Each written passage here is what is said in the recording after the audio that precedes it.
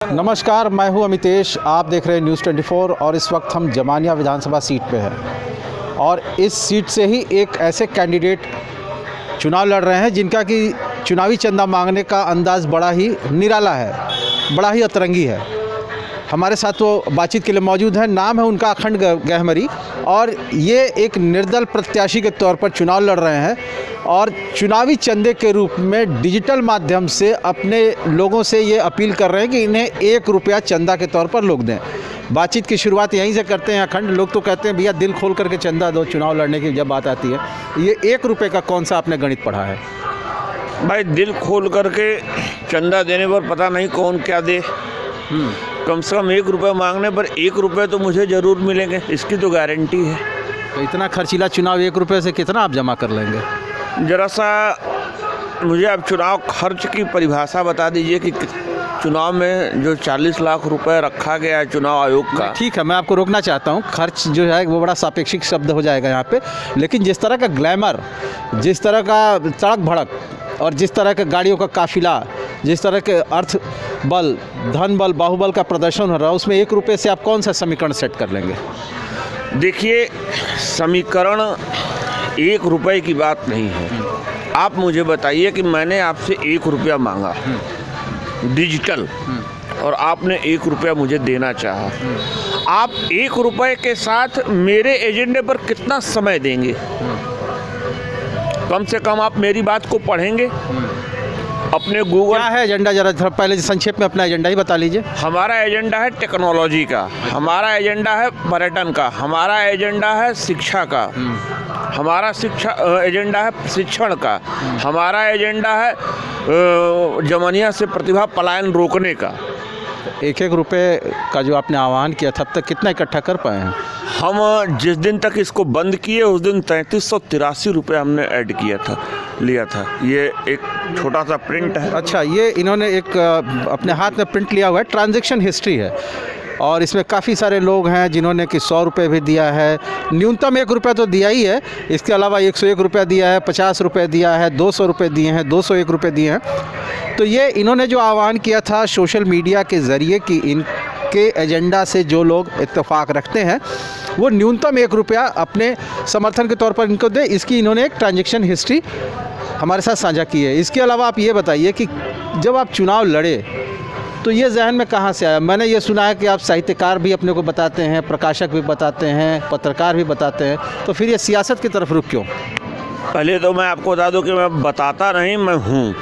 और राज्यपाल से भी मेरे अपने लेखन पे, अपने कामों पर मुझे सम्मान मिला है। त्रिपुरा के राज्यपाल से, तमिलनाडु के राज्यपाल से, पश्चिम बंगाल के राज्यपाल से।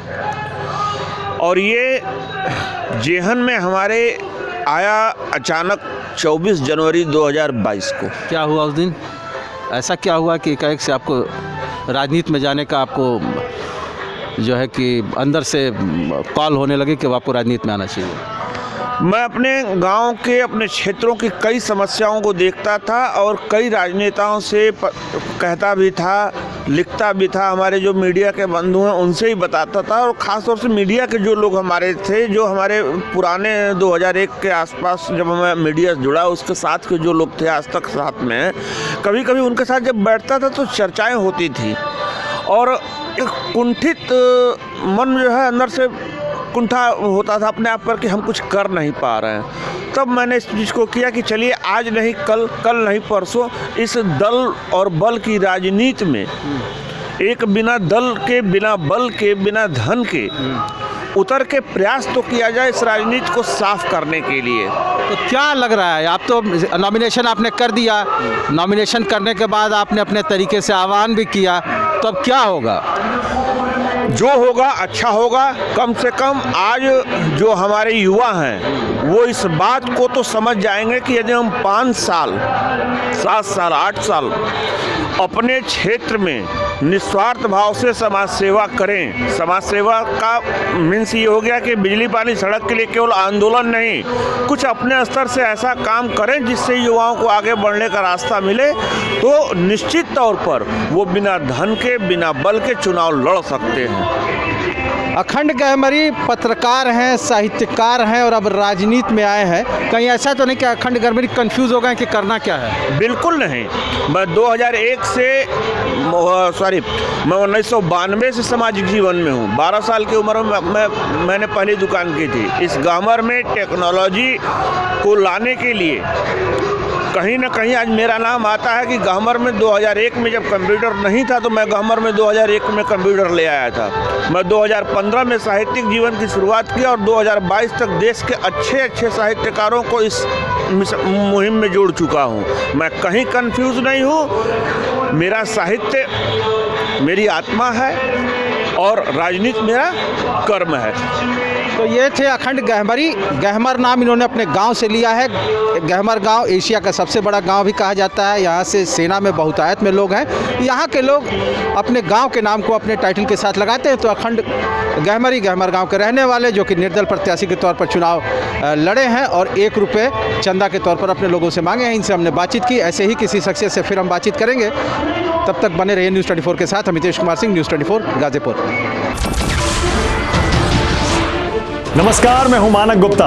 अगर आपको हमारा ये वीडियो पसंद आया हो तो इसे लाइक और शेयर जरूर करें और हाँ, हमें सब्सक्राइब और फॉलो करना ना भूलें ताकि आप देश और दुनिया की कोई खबर मिस ना करें। तो जुड़े रहिए हमारे साथ और देखते रहिए न्यूज़ 24।